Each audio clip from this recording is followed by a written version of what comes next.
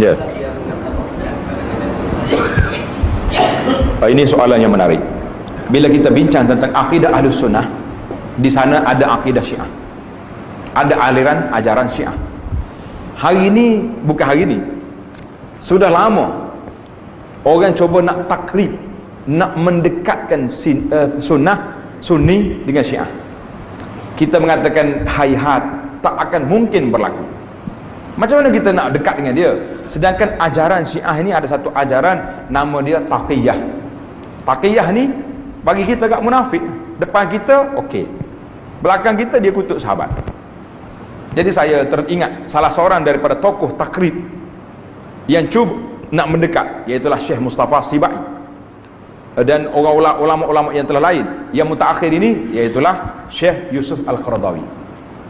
Syekh Qaradawi dia cubalah nak mendamaikan, sebab tak mahu tengok perang kelahi di antara Syiah dengan Sunnah. Tapi bila dia tengok pokok Sunnah, pokok Syiah ni tipu, maka Qaradawi kata ginilah, senang.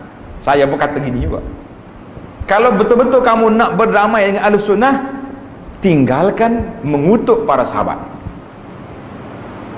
Jadi jawab orang lain pula, kalau Syiah tak kutuk sahabat, bukan Syiah dah lah tu. Syiah bila tak kutuk sahabat, tak jadi Syiah dah lah dia.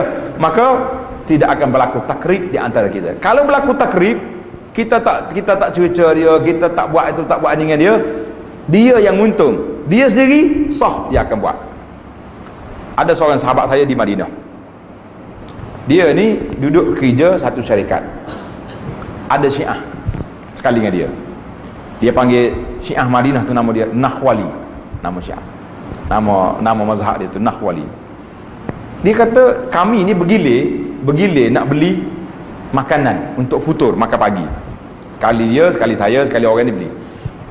Kerana kena hari giliran si Syiah ni beli, kita akan nampak bila sebelum dia masuk dalam tempat nak makan, dia akan ludah dulu dalam makanan tu, ludah.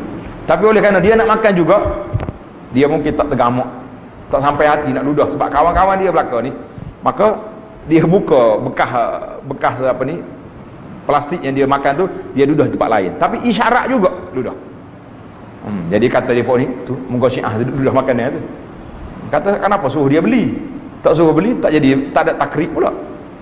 Takrib sama dia. Jadi isu takrib ni bagi saya secara peribadilah tidak akan percaya. Bahkan yang ruginya kita Ahlus Sunnah rugi. Pasal tu bila tahu ni Syiah tak pergi haji, saya kata alhamdulillah, Mekah tenang. Bahkan keluar fatwa daripada ulama Syiah, pergi berkumpul di Karbala lebih baik daripada berkumpul di Arafah berapa kali ganda lagi. Alhamdulillah, agaknya tahulah puak-puak Syiah ni pergi Karbala lah senang, tak sedut pergi Arafah. Buat kacau ya. Sebab dia marah dengan Arab Saudi, sebab dia nak berkumpul, nak demonstrasi di Mekah, pihak negara Saudi tak bagi. Dan banyak lagi lah isu-isu politik yang berlaku. Kita mengatakan kalau Syiah masuk dalam mana-mana negara, akan berlakulah huru-hara di tempat yang tersebut. Wallahu ta'ala alam.